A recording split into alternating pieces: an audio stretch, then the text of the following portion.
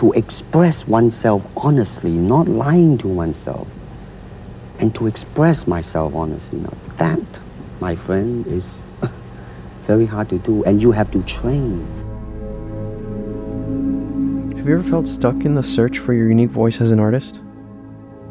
Finding genuineness in your voice is one of the most rewarding things you can cultivate as a creative, and I'll show you how.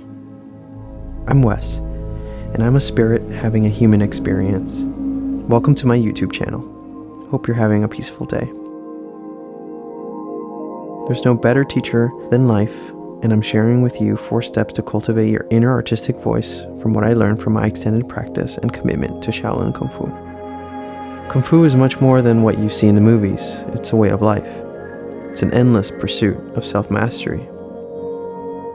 It's natural to feel a bit lost, sometimes finding what makes you or your art worthy, but let me tell you, you are so worthy and unique, and you need to pursue it now. So if this resonates with you, I invite you to keep on watching and hit the like and subscribe button below and help me grow. Let's begin with foundation. Mabu, horse stance. The body tree. Your tree grows where you plant your roots. This is the most important step in your creative journey to finding who you really are. First, you must empty your mind. Forget who you were before, what anyone has said about you, and focus on the now. Starting from a place of nothingness allows space for everythingness.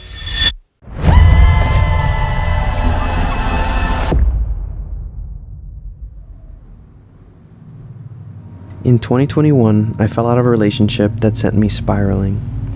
I gave everything and was left with nothing but the echoes of thoughts and aspirations I would have for us in the future. I unknowingly entered into a state of nothingness.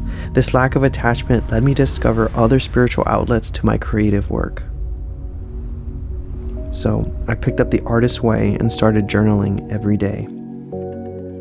Building myself up from the ground up, from my roots up. Journaling allows you to see where your thoughts lie, so you can put them into action, just like a script to your very own movie. Sitting in stillness allows for complete control of your nervous system. You learn to listen to your body, and thus listen to that inner artist voice. It will call to you, like it did to me. In Shaolin, we all start with a foundational exercise called Jibingong. It's conditioning and cultivating your inner life force, your qi. You have to condition your mind and body connection first, before you're ready for any martial arts. In the artistic journey, this could be by taking in various art forms, movies, paintings, making Pinterest boards, to the little observations of trees flowing in the wind, the birds chirping. Everything has a story, and you do too. You just have to look around and see what you value in your life. What experiences in your day-to-day make you feel most alive? That's what you should write about. That's what you should paint about. That's what you should explore. As an artist, we're in the business of making people feel. This could be something that they've never felt before, or something they haven't felt in a while. And most of the time, people will never remember what you said, but they will always remember how you made them feel. So, this brings me to the next step in the Zen approach. Application. Consistency leads to comfortability and the Buddha nature. Buddha nature is just another word for second nature. In Shaolin practice, we would constantly be drilled on foundation. You can't move on until you've spent countless hours on the rudimentary, learning the same lessons over and over and over again.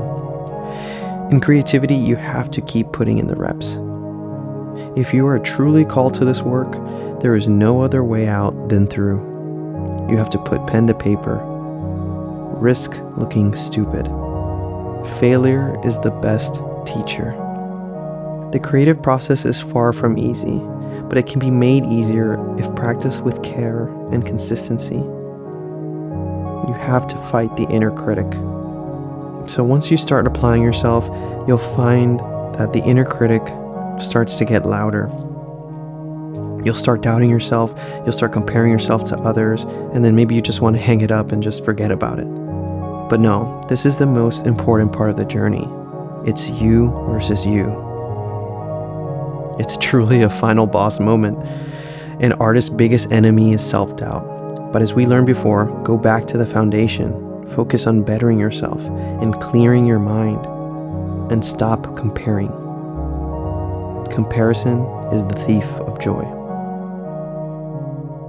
You will undoubtedly fail every step of the way, but it's in the failure that you learn the biggest lessons. You'll find that you'll experience an expansive amount of growth by just being you, however you find yourself to be. During some of the hardest holds of horse stance, I felt my mind drifting, trying to find peace at the expense of just letting my body give in to pressure. I knew that if I could just keep holding as long as I did and went to failure next time, it would feel easier. And it did. So, I let go. Letting go. Once you feel like your art is ready, let it go. Let it flow. Release it and don't look back. I can't tell you how hard this one is for me. It's a struggle. Letting go in life is one of the hardest concepts to grasp, but it's extremely necessary for our individual growth. Learning to accept what is, where you're at. Allow yourself and your art to just be. The amount of times I've made a film and said, I could have made it better is countless. Of course, that's the whole process. But see, that's how you start shaping and chiseling your unique voice. You'll know more your tastes and what works for you and what doesn't. If you condition your mind to be more flexible, you'll find yourself easier to flow. You accept, you adapt with the given situation. So once you let go, you'll find yourself operating from your deepest part of your creative soul.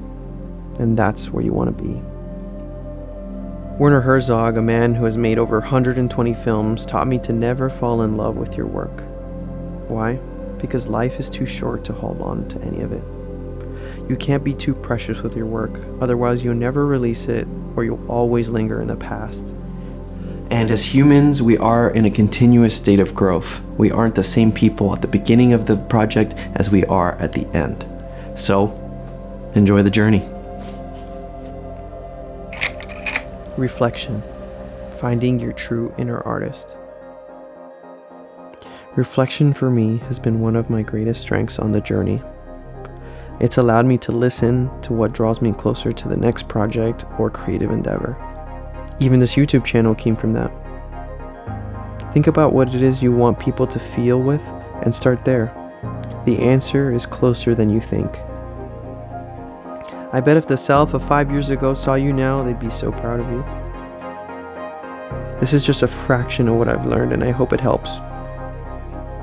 Thank you once again for watching, and if this video resonated with you, please leave a like and a comment below. I would love to know what other practices you incorporate into your daily life that nurture your inner artist voice.